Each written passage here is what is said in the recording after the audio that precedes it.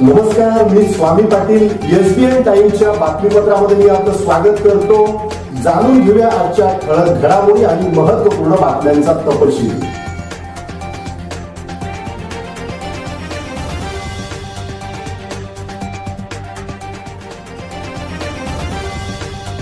मध्य प्रदेशात उभारलेल्या रीवा अल्ट्रा मेगा सौर प्रकल्पाचे पंतप्रधान नरेंद्र मोदी यांनी व्हिडिओ कॉन्फरन्सिंगद्वारे केले उद्घाटन. 750 मेगावॅट क्षमतेचा आशिया खंडातील सर्वात मोठा सौर ऊर्जा प्रकल्प. देशातील कोरोना रुग्ण बरे होण्याचा दर हा 62.68%. रुग्णांचे जीव वाचविणे सर्वात महत्त्वपूर्ण. मृत्यू दर 1% खाली आणण्यास सर्व स्तरावर प्रयत्न. केंद्रीय आरोग्य मंत्री हर्षवर्धनजी यांची माहिती. महाजॉब्स पोर्टलला उमेदवारांचा महाप्रतिसाद. पहिल्याच दिवशी 60,594 उमेदवारांनी नोकरीसाठी तर 503 कंपन्यांनी देखील केलेली आहे नोंदणी. आणि श्री साईबाबांच्या शिर्डीत गुरुपौर्णिमा उत्सवात 69,36,549 रुपयांची देणगी. कोरोना काळात गुरुपौर्णिमा उत्सव साध्या पद्धतीने साजरा. कार्यकारी अधिकारी अरुण डोंगरे यांची माहिती.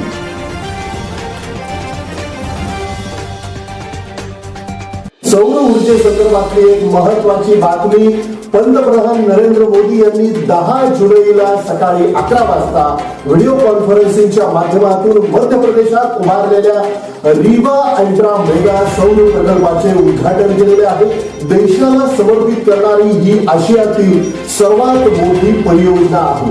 750 मेगावॅट क्षमतेचा आणि आशिया खंडातील सर्वात मोठा सौर ऊर्जा प्रकल्प असल्याचं आता समोर आलेलं आहे.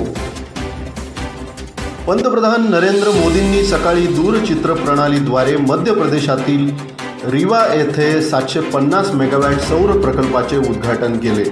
हा प्रकल्प 2022 पर्यंत नूतनीकरणक्षम ऊर्जा क्षमता वाढविण्यासाठी फायदेशीर आहे. या प्रकल्पातील सौर पार्कातील एकूण क्षेत्रफळ 1500 हेक्टर. 500 हेक्टर जमिनीवर 250 मेगावॅटचे 3 सौर उत्पादन करणाऱ्या युनिटचा समावेश आहे. सौर पार्कात Madhya Pradesh energetic corporation limited MPUVN आणि केंद्रीय सौर ऊर्जा महामंडळ म्हणजेच SECI या संयुक्त विद्यमाने विकसित करण्यात आलेला आहे. यावेळी उद्घाटन प्रसंगी पंतप्रधान नरेंद्र मोदी यांनी संबोधन केलेलं आहे.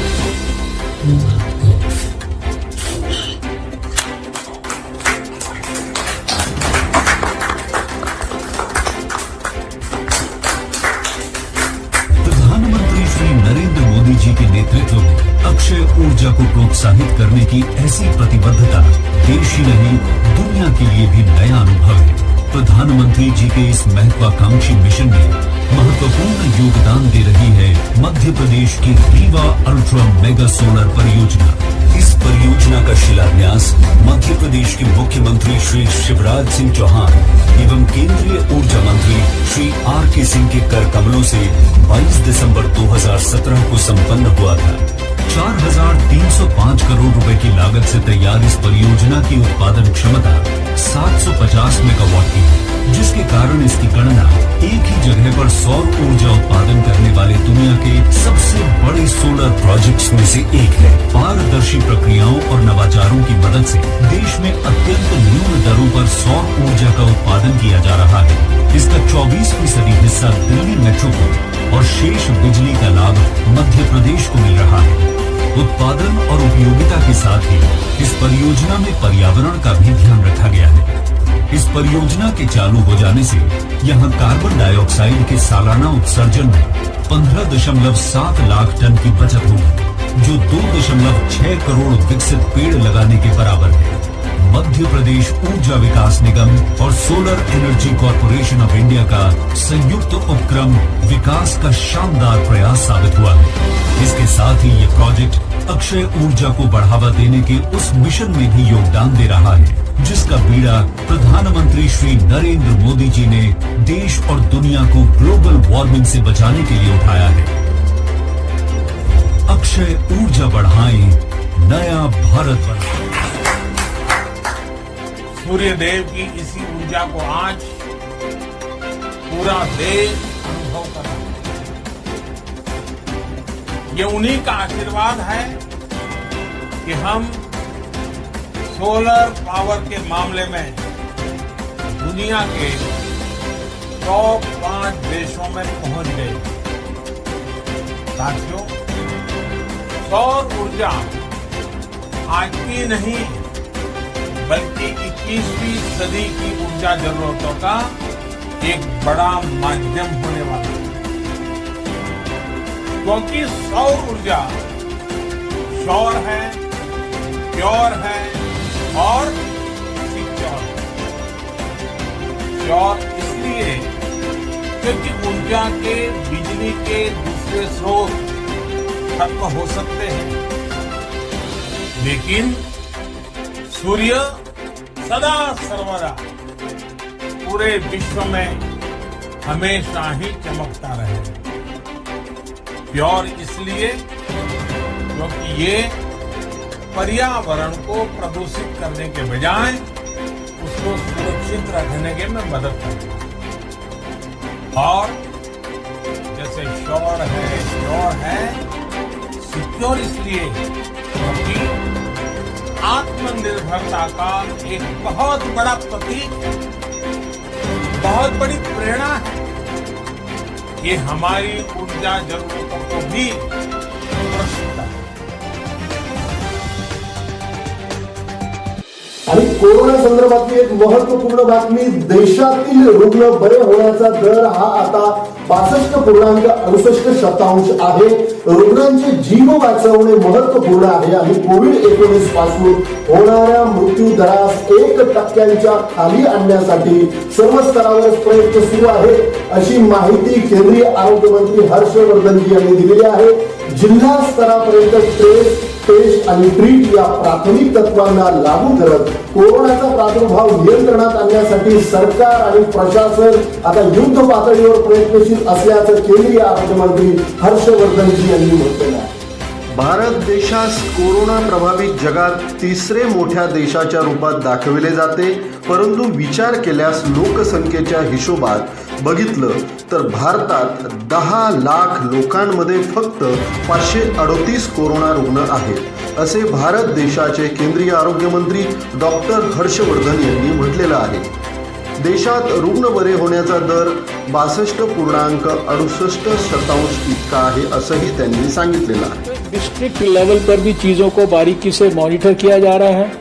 सबको ये कहा जा रहा है कि जो बेसिक सर्विलेंस का जो प्रिंसिपल है, कॉन्टैक्ट ट्रेसिंग का प्रिंसिपल है, ज़्यादा से ज़्यादा टेस्ट करने का जो प्रिंसिपल है, मरीज को अर्लीस्ट अस्पताल में ले जाने का जो प्रिंसिपल है, कोमॉर्बिडिटीज वालों को जो है उन पर विशेष ध्यान देने का जो प्रिंसिपल है, और इसके साथ साथ हमने सबको कहा है कि हम कोशिश करें कि हम अपनी मोर्टालिटी रेट को 1% से कम तक लाएं, क्योंकि जो सबसे ज़्यादा महत्वपूर्ण है कि हमने कितने प्राणों को जो है जाने से बचाया, ये सबके लिए महत्वपूर्ण है।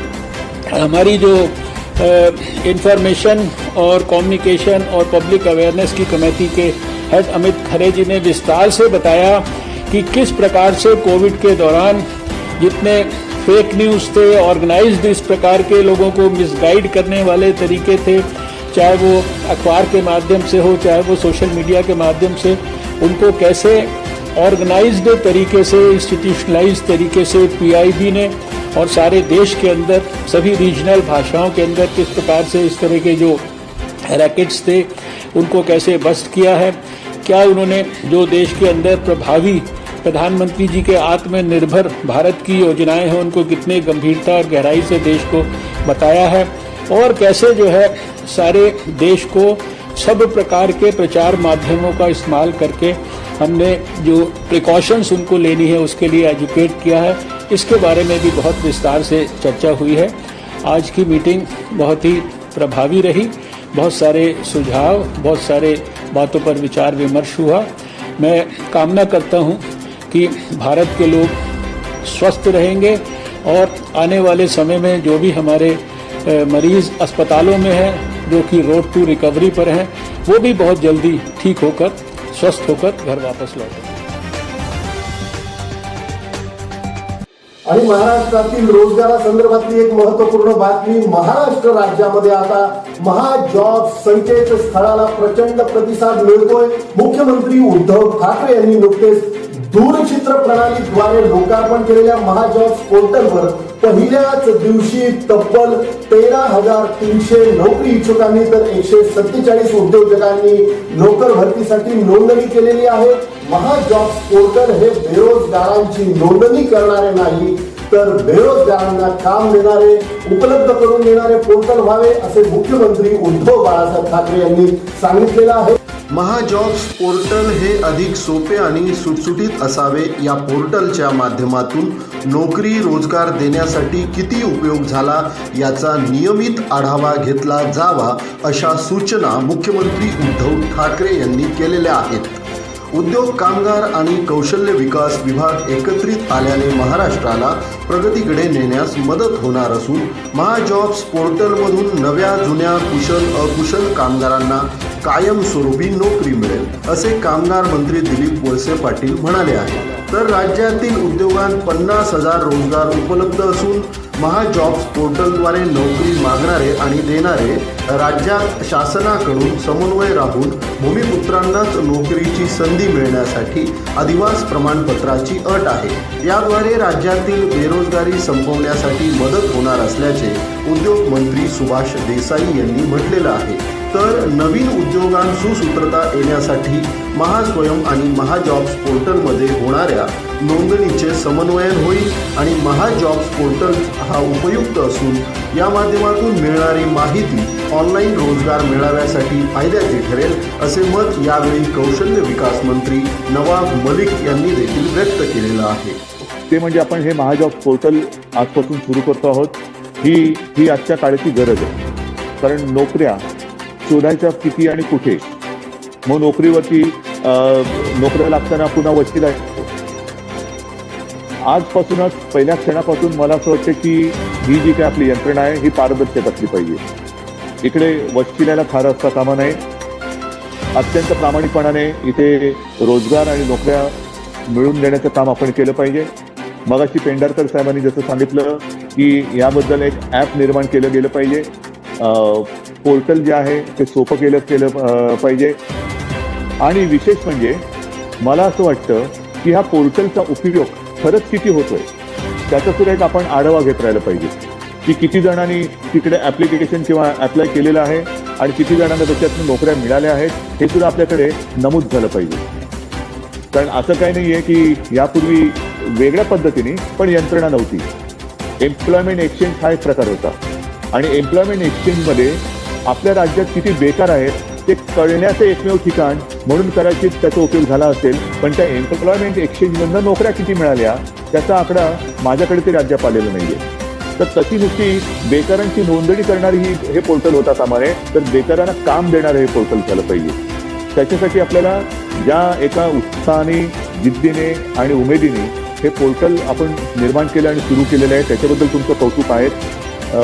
मला असं वाटतं की महाराष्ट्र हा प्रत्येक चांगल्या गोष्टीमध्ये देशातल्या इतर आपल्या शेजारील राज्यांपेक्षा एक पाऊल हा पुढे आहे।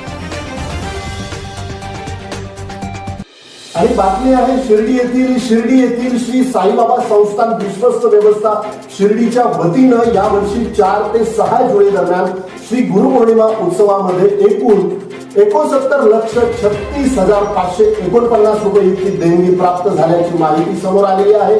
तर यावर्षी कोरोना संकटामुळे प्रतिबंधात्मक उपाययोजनांकरिता शासनाच्या वतीने लॉकडाऊन करण्यात आलेला आहे आणि दिनांक 17 मार्च पासून साईबाबांचे समाधी मंदिर साई भक्तांना दर्शनासाठी बंद ठेवण्यात आल्याची माहिती मुख्य कार्यकारी अधिकारी अरुणजी डोंगरे यांनी दिलेली आहे। दिनांक 4 जुलै ते 6 जुलै दरम्यानचा श्री साईबाबा संस्थान विश्वस्त व्यवस्था शिर्डीच्या वतीने श्री गुरुपौर्णिमा उत्सव साध्या पद्धतीने साजरा करण्यात आला। उत्सवामध्ये एकूण 69,36,549 रुपये देणगी प्राप्त झालेली आहे। यात देणगी काउंटर येथे 1,18,387 रुपये, debit, credit card, cheque, DD, money order देणगीद्वारे रुपये 10,63,389 रुपये, तसेच ऑनलाईन देणगीद्वारे 67,54,773 रुपये देणगी स्वरूपात प्राप्त झालेले असल्याची माहिती संस्थांचे मुख्य कार्यकारी अधिकारी अरुणजी डोंगरे यांनी दिलेली आहे. मागील वर्षी श्री गुरुपौर्णिमा उत्सवामध्ये एकूण रुपये 4,52,00,000 देणगी प्राप्त झाली होती आणि मागील उत्सवाच्या कालावधीत 1,86,783 साई भक्तांनी साई दर्शनाचा लाभ घेतला होता, असेही मुख्य कार्यकारी अधिकारी अरुण डोंगरे यांनी सांगितलेलं आहे. शेवटी पुन्हा एकदा ठळक घडामोडी बघूया.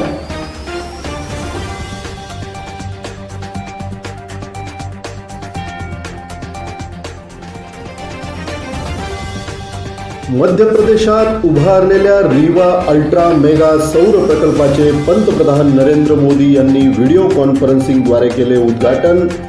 750 मेगावॅट क्षमतेचा आशिया खंडातील सर्वात मोठा सौर ऊर्जा प्रकल्प. देशातील कोरोना रुग्ण बरे होण्याचा दर हा 62.68%. रुग्णांचे जीव वाचविणे सर्वात महत्त्वपूर्ण. मृत्यू दर 1% खाली आणण्यास सर्व स्तरावर प्रयत्न. केंद्रीय आरोग्य मंत्री हर्षवर्धनजी यांची माहिती. महाजॉब्स पोर्टलला उमेदवारांचा महाप्रतिसाद.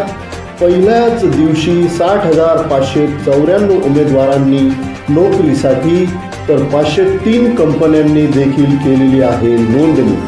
आणि श्री साईबाबांच्या शिर्डीत गुरुपौर्णिमा उत्सवात 69,36,549 रुपयांची देणगी. कोरोना काळात गुरुपौर्णिमा उत्सव साध्या पद्धतीने साजरा. कार्यकारी अधिकारी अरुण डोंगरे यांची माहिती. याबरोबरच हे बातमीपत्र संपलं. नमस्कार.